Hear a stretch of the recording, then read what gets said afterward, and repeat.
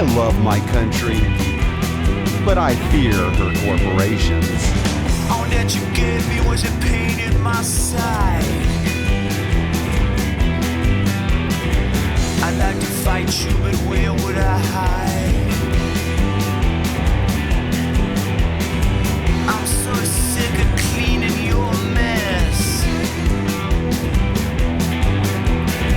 I hope someday that you just confess. Oh, mighty 1%. Class warfare, you cry, when clearly it is you that has been waging class war by laying siege on our houses with your army of banks and turned us into refugees. If you did not want us to take to the streets, you should not have foreclosed on our houses. Class warfare, you cry. It is you, oh mighty 1%, that has invaded our pensions, carpet-bombed our job markets, incarcerated our poor, making us prisoners of war in your class war. While it was Wall Street that wrecked our economy, yet no one was convicted. Hell, I'd get convicted if I so much as wrecked my car.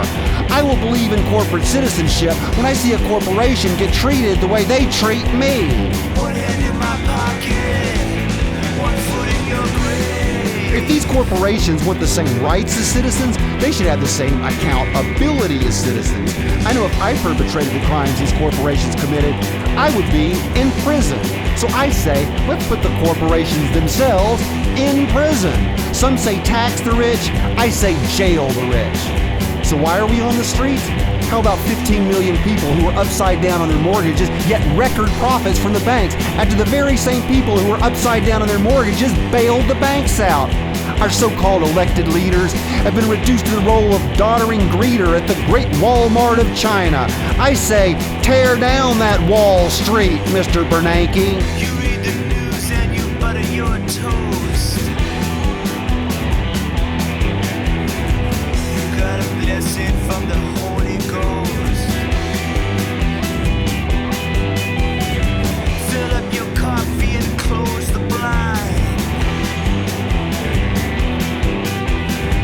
It's getting harder to look outside. What we need here is a separation of corporation and state.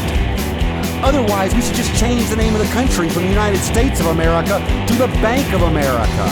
Because it is you, oh mighty 1%, that has raked in record profits while refusing to pay taxes, calling yourselves the job creators. Yeah, you're creating jobs all right in third world countries. Why do they hate us? No, you're not the job creators, you are the Job creators, as in the book of Job. You making your wager with the devil, creating doubters amongst the righteous by destroying our possessions and turning our social safety net into a hammock for yourself. One hand in my pocket, one foot in your grave. We are not the 60s protesters. The 60s protesters were brought up with the brand loyalty of the 50s, and you can't blame them. They queued up to buy all kinds of groovy mod gear and wear your Love Like Heaven cosmetics. But today's protesters, we don't buy anything. We don't shop at the Gap. We boycott Coca-Cola. We run Walmart out of town.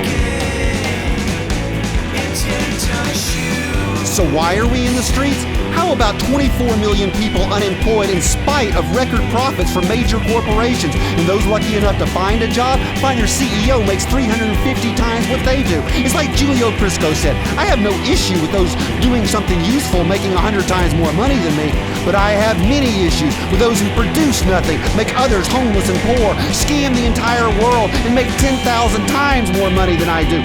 That must go along with the insane system that makes it possible. Drink all night and you piss in my pot. You keep on stealing until you get caught.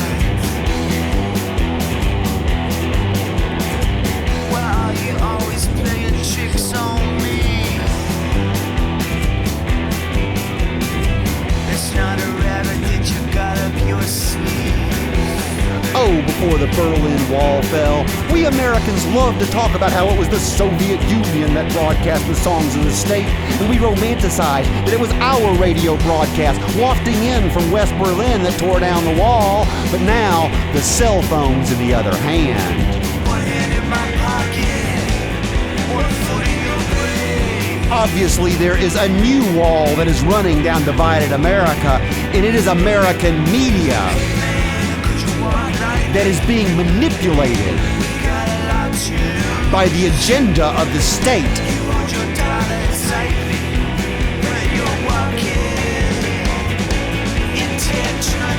And the state has become indistinguishable from the corporation. That's why soon it will be the people's webcast, tweeting in from someone named Anonymous that tears down the wall. And this time, it's not gonna be the Berlin Wall that falls. It will be Wall Street.